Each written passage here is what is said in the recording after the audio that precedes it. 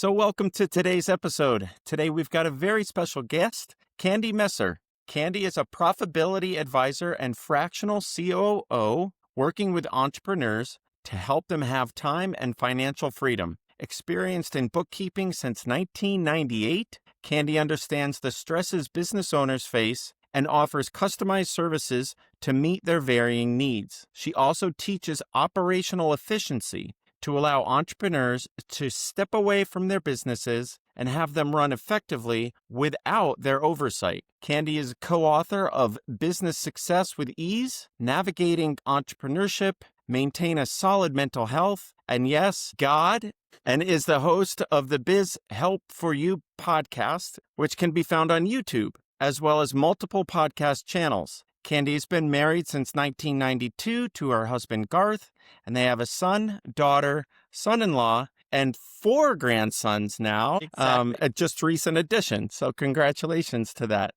And when not running her company, she enjoys reading, crocheting, baking sourdough bread, and spending time with her friends and family. So welcome, Candy. Thank you. Thank you for having me here today. Yeah, indeed. And for those of you just joining the podcast, we at Strativa AI help businesses scale their revenue over 12 months using AI. So if you want to learn how to take your business to the next level, make sure to stick around for future episodes. And if you're interested in a free growth consultation, just drop the word growth into the DMs below. So Candy, can you tell us a bit more about yourself and your journey that got you to where you are? Sure. I actually never intended to be an entrepreneur.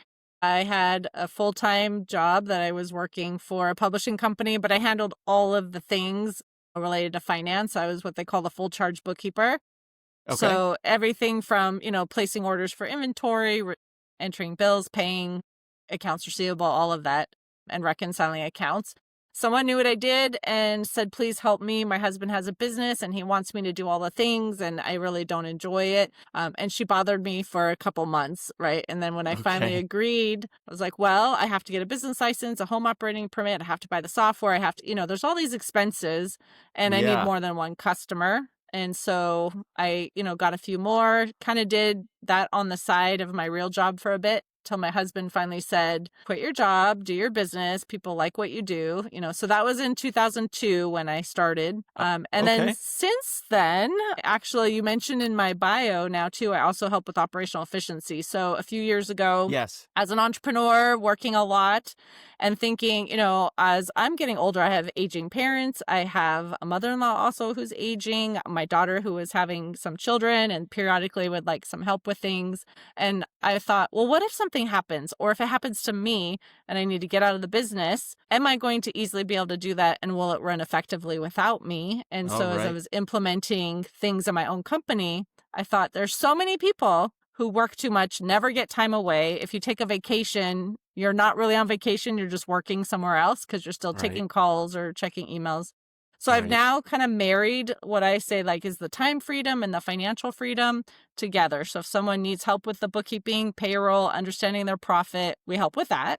If someone wants to kind of improve operations, we can help with that, or we could do both. And what size are the businesses that you typically work with? I would say, generally speaking, now we do have some smaller businesses that we have helped too, or smaller nonprofits, but most of the clients that we help generally are 500,000 or above in terms of top line revenue. And as you get into those who need more operational freedom, they're probably, $1 million, $1.5 million at least, because that's where, you've got a lot of team in there probably.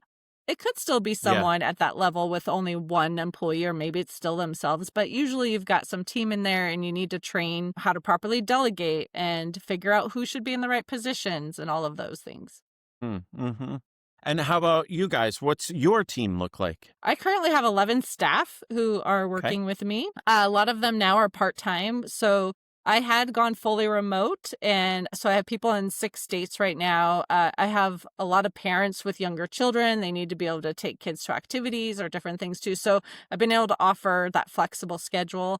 And so I still have a few full-timers, but we've been able to build the team and structure it where we can still get the things done for the customer, but it's also beneficial for them to be able to have that work-life balance, have the freedom, also to be able to take some time away as needed. Right. Yeah, that's definitely key. And then, so do you have some of your team members that focus on certain types of clients, or do you do that sort of bookkeeping for absolutely, anyone and any? So, generally speaking, for the bookkeeping side of things, we prefer service based businesses. And the payroll, it doesn't matter what industry that you are in, really, because it's based on how many employees you have, how often you pay, what states are you located in. So, we do have people in all industries that are in those types of businesses.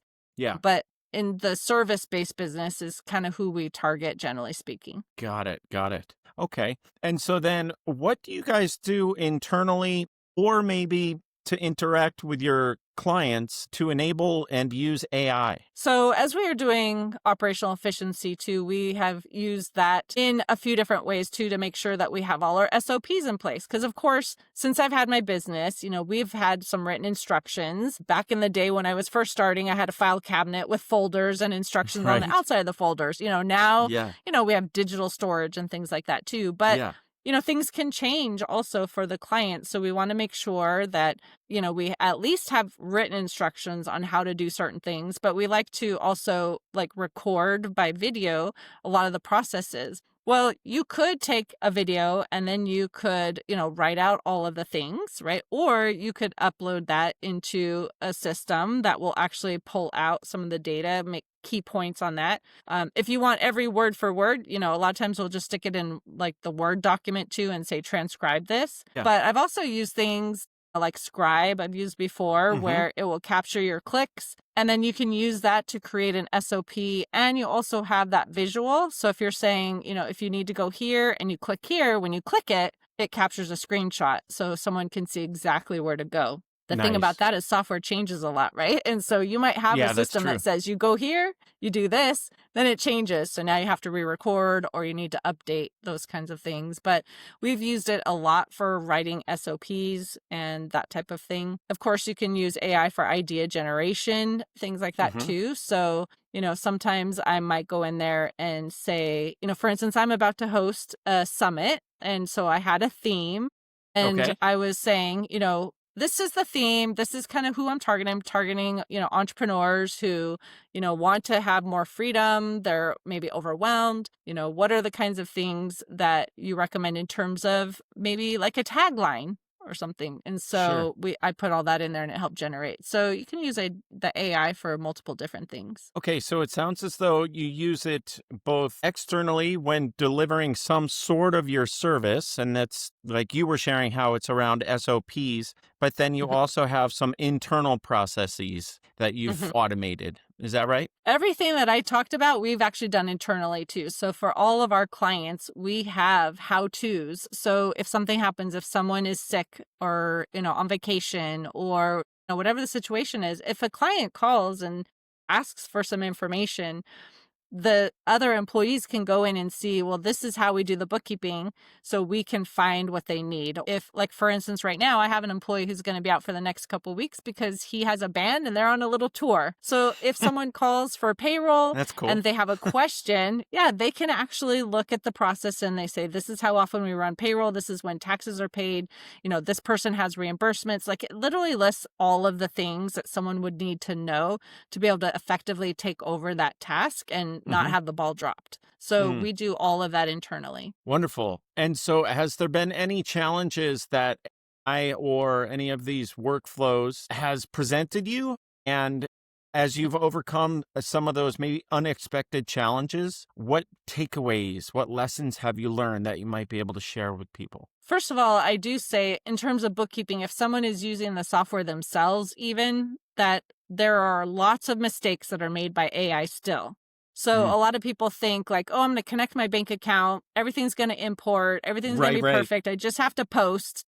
right. Please don't trust that information is correct because it maybe is trying its best, but a lot of times it's wrong. So that's one thing I noticed too is it's not perfect yet. Interesting. The same thing with AI. If you're searching, let's say ChatGPT, I actually had done this once before when the employer retention tax credit and PPP loans and all of that, people were claiming that a few years ago. Right, And right. I wanted to see if it was accurate, if it gave correct information. And so I put in a question about, can I claim this? Or, I forget the exact prompt, but I had Yeah. put in some very specific details and the information was incorrect. It was like what came out originally, but there had been multiple changes. Huh. So if someone had trusted that information and filed based on that information, it would have been incorrect. So Wow. a lot of times I'm saying like it's good to maybe get some information from there, but make sure you're double checking because often it still is not correct. So at some point, I'm sure it will continue learning and get better. But I think too many people trust that that is just 100% accurate and have false information that they could be using or sharing. Mm-hmm. Mm-hmm. Yeah. And so what do you do to maintain that human interaction with AI and to make sure that there's always that oversight or those guardrails in place? Well, for the work we do with the software, we actually have a human being doing the actual work. So when the things come in and import, we don't have it automatically post to the register where a lot of people might turn on rules and say, oh yeah, just auto post everything. We don't do that. We have everything actually import and then sit there waiting for review. And then we actually look at all the transactions. We'll make sure that things are going to the right accounts and then we post them and then we reconcile. And then once we reconcile and everything balances, we know those amounts are correct. Okay. And so that's hugely important. In terms of like if we are wanting to create something from, ChatGPT, again, like if I put in, this is what I'm wanting for my summit and I want to have a potential, tagline or something, I Yeah. can tweak that though. That gives me an idea, but it's often not exactly what I want. It doesn't exactly represent me, or the words that I might use. There's Mhm. certain things in there that drive me crazy actually with AI that like I'm going to take that out. I don't like that. That doesn't sound like me, but it could Right. just be Yeah, something exactly. that Yeah. you can get ideas, right? You can get maybe a rough draft of something and then fine tune it. So if we use Right. it, that's kind of what we do is we'll look at that and make sure that it's appropriate. And being in the financial industry, how have you seen the idea of like regulations and compliance and data security? How do you maintain all of those lanes when in consideration to AI? I think you were talking about how sometimes, it just does things wrong and things like that, but other times where you can lean on it and, help all of your workflows out in processing things. And so what specific things do you do around the regulations and the compliance? Sure. The first thing is we never put anything very specific to anyone, no sensitive data or anything into any type of AI. I Yeah. actually have a document that I have had to fill out that I've actually told the IRS because we are a payroll processor, we are a reporting agent, we have to file what's called the WISP. And Okay. it's basically information security protocol. And so I have to say, like, how do we protect the data? Who has access to the data? And we're never going to take anyone's information and put it into any type of software like that is potentially going to have data that could be kind of extracted that Mhm. shouldn't be, So Mhm.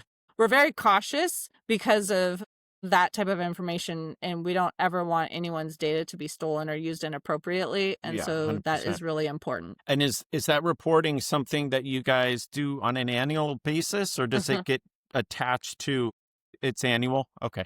I didn't know Yeah, if so it was every like year, attached to every report or something. yeah, no. So every year, what we have to do, so as a reporting agent or, a CPA who's filing taxes or something for you, we have what's called a PTIN number.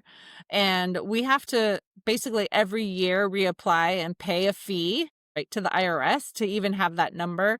And one of the things we have to certify is that we have a written security protocol in place that says this is what we're doing with the data, how we're protecting it. We make sure that, people who don't need the information aren't having access to it. And so that was actually new this year where it had to all be spelled out. We, of course, have been trying to protect everything all the time. Like even when I have Yeah. data, like I don't ever email sensitive data. And I tell clients, please do not email sensitive data to us. Nothing should have a social security number on it, right? Or a Yeah. driver's license number. It's interesting trying to get people to not do that though, and trying to explain email, you can't trust. It's safe. I don't know if someone has hacked into your system, same thing. So what are we doing to protect that information so that your data, and unfortunately, even the big companies, have things hacked, but we do the best that we can with all of the things to make Hmm. sure that it's not available to just anybody, right? And again, with AI, Right. you have to be really careful to make sure what information you are putting in there or what you're not. Hmm.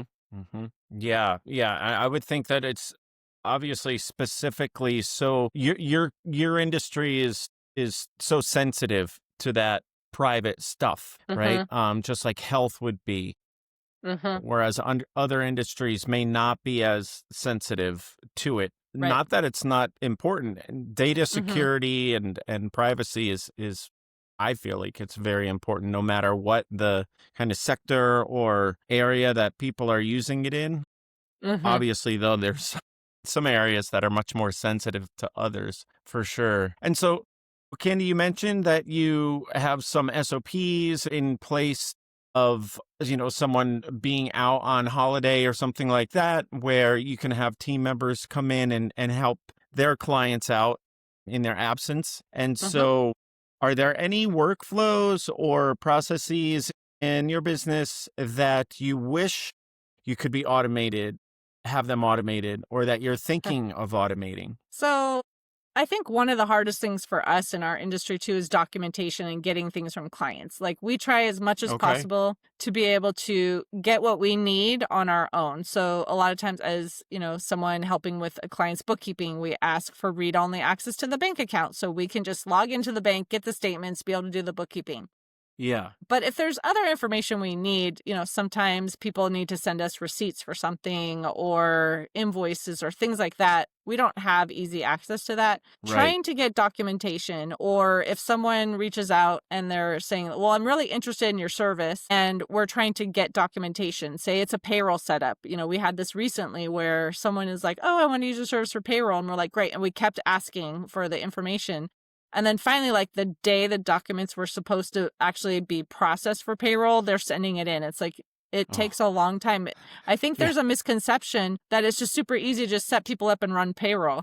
But there's a Right. lot of work that goes into that. And Hmm. so that would be helpful if there was a better way maybe to get that. But that's dependent on the human on the other side of the situation too, right? And That's they're true. overwhelmed. It's hard for them to get things. Or maybe if they were just now starting payroll for the first time and hiring someone, they don't know all the things, and so they forgot to get something from someone and then they Yeah. have to get it back. So if there was a way to automate some of that where it was easier for them to send it to us in plenty of time to get everything set up, that would be helpful. Right. Right. Yeah. That's interesting. It's like because you're so dependent on getting the things Mm-hmm. from them, and it's a Right. matter of them taking the time to actually do it.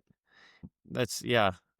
Mm-hmm. I could appreciate how sometimes that might be like pulling teeth, and then at the end of the day, they're sending it to you at the last minute, and they're like, "Okay, here you go. You're going to turn it around for me, right?" And You've I think that's obviously where got to there's a put time into it. misconception. I think a lot of times people think, well, the computer does everything and they do it in like the snap of a finger. Right. But again, a lot of times there is a lot of things that we have to do to make sure that everything is set up properly, that we're double checking numbers, to make sure everything is completely accurate. There's still a lot of human work that is done in there and making sure things are correct. And so I think that sometimes maybe why things happen the way they do is because someone thinks, well, as long as I get it to them the day the payroll has to be processed, it's still fine. It doesn't take that long, you know. Right. But I think that's where part of the misconception comes. I see. I see.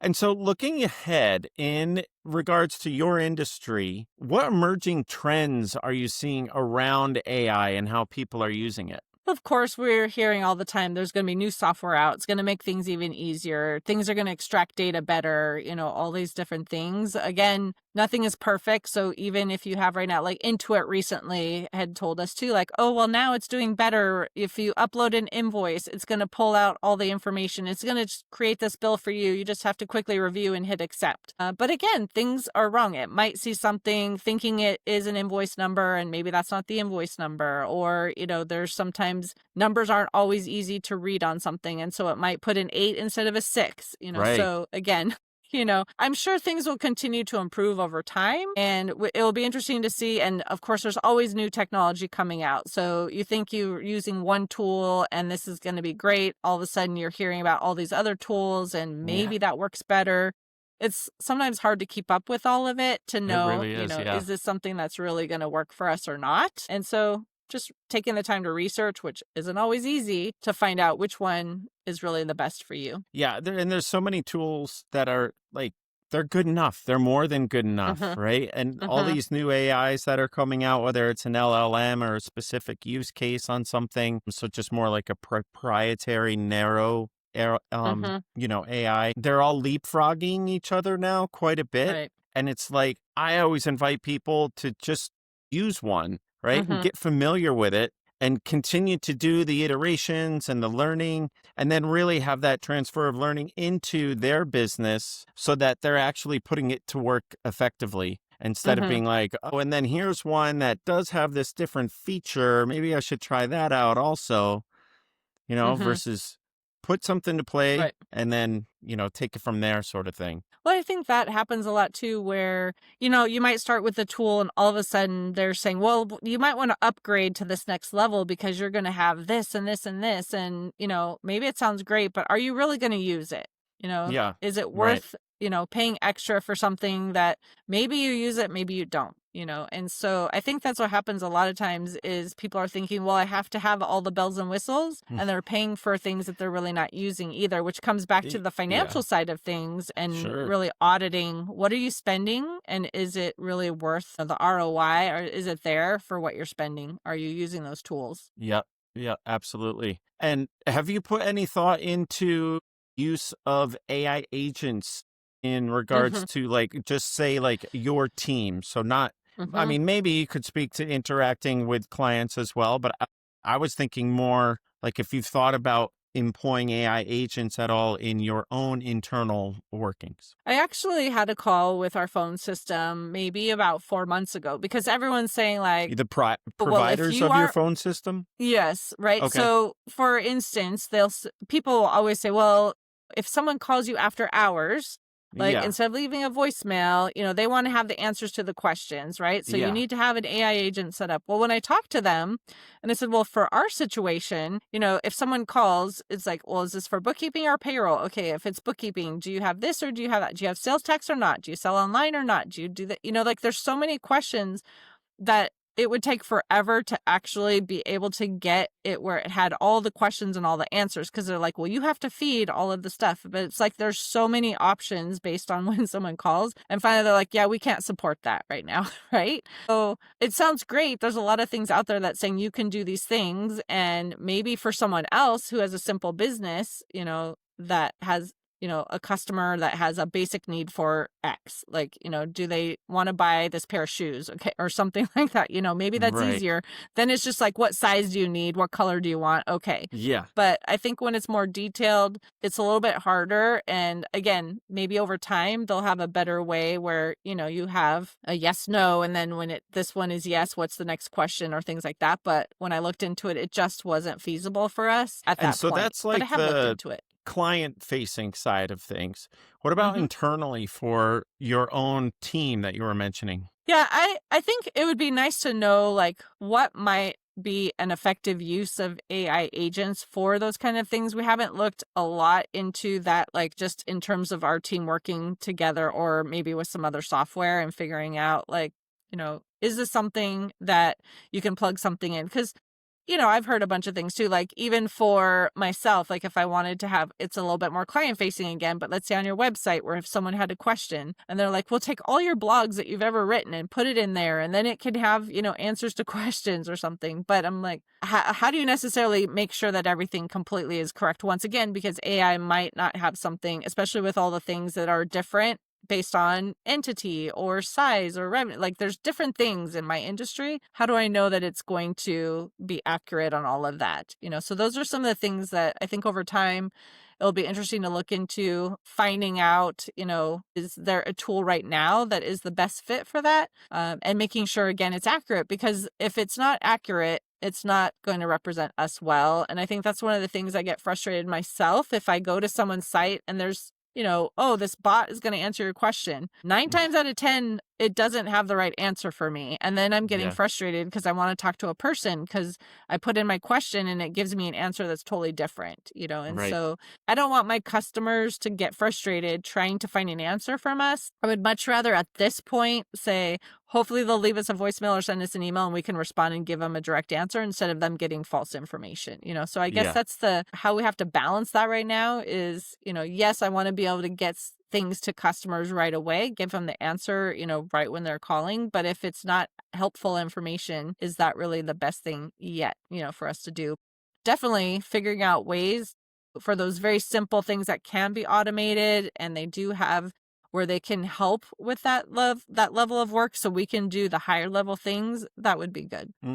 Yeah, I've certainly seen some AI products, we'll call it, work better than others. So that's definitely out there, and there's a lot of investment going into AI these days. And then there's also a lot of just failures where, the AI doesn't work out. And so customers are kind of, holding the bag or what have you. And but yeah, because a lot of people talk about how, AI agents will become kind of infused into the workspace and may have like the idea of a digital twin working alongside one of your workers individually. And then there's also the ability to like have all of those AI agents working as a team and such that then they're orchestrating their work and kind of like reporting it to a department head or, to you or what have you. And so just curious about what you've thought about those sort of future interactions there and what that might look like. Yeah, it's interesting to think about. It's funny, I was on a webinar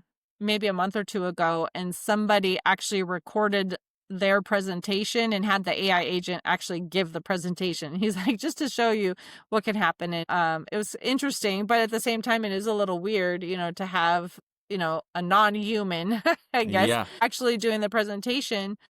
He had a head injury, and a concussion. So it was hard for him to be able to sometimes just sit and be on and, paying attention to a screen. And so Interesting. that was his Right. way of being able to do it, still present the information. It'll be interesting just to see how things can definitely help and, make things efficient and easier. So some of the tedious things that maybe people don't enjoy as much can be done. But again, it's making sure that everything is done accurately, especially our industry. It's extremely important that everything is accurate, Oh, 100%. so, Yeah. yeah, Yeah. Don't want to shift that decimal over or exactly. change that 8 to a 6. Or was it supposed to be a 3 after all? Yes. So Yeah. I definitely am open to seeing more about it. I just haven't either had enough time to really dig deeply into all the options that are out there or test things to see if it's going to work. Or sometimes the cost of it just doesn't make sense still because a lot of technology still, when they're like, oh, you have to pay this much for this. And if you're not necessarily seeing the return, again, it's maybe not the best investment right now. Yeah. Yeah. Indeed. Indeed. And so, as we start to wind things up a little bit, what suggestions might you have in regards to the business owners or employees that are at all hesitant in applying AI into their business or their workflows? Well, I definitely think there are places that can make things more efficient. I mean, again, as I was talking about earlier, I also help with operational efficiency. So if there's things that we can do to figure out what can make this easier instead of someone having to write something out, type something out, can you, Yeah. take a video recording that shows how to do something and have it help you, so figuring out things that can make things more efficient, but balancing that with making sure everything is, again, completely accurate and, is giving you the result that you want and that you, again, have a return on your investment because we do have to balance efficiency and cost and all of those things. And determining what's most important to you too. Like, maybe it is more important to save money and do a few things manually first because right now you're kind of bootstrapping things, right? But if you Yep. have over time where you can make those investments, there are things that make it easier. Like I love project management for our company too. Obviously, we're paying a decent amount of money for that, but it does make things easier. We can mark one task complete. And if it recurs, it automatically generates that for the next, 2 weeks when we have to run payroll. So there are things that definitely will make things more efficient as well. So I think it's really looking at your specific industry, your specific business, and what makes sense for you. I love it. Fantastic. And so, Candy, how can people learn more about you, and if you could share about your podcast, I'm sure people would love Oh, to sure. hear. Well, our website, if you just want to reach out, find out a little bit more information about us, it is abandp.com. So it's short for Affordable Bookkeeping and Payroll. There's not a ton on there yet, really about operational efficiency. I'm going to probably update that at some point. There's a little bit on there that says how we can help. But my podcast episodes are also on my website, but you can also find me on YouTube and all the podcast platforms. And it's called Biz Help for You. And I That's have it. Yeah. episodes drop, Tuesdays, Fridays, and then Saturday I do a quick tip where I'm answering like one question on one very specific topic. And it's usually, a couple minutes, less than 10 for sure. But usually I would say probably in the 3 to 6 minute range a lot of times. So you can get that real quick tip on Saturdays. Nice. Fantastic. Thanks. Well, Candy, this has been great. Thank you so very much for showing up and sharing all this. And best of luck with the podcast and all you got going on. Thank you. Well, thanks for the invitation. I enjoyed the conversation. Indeed. Okay, have a good weekend.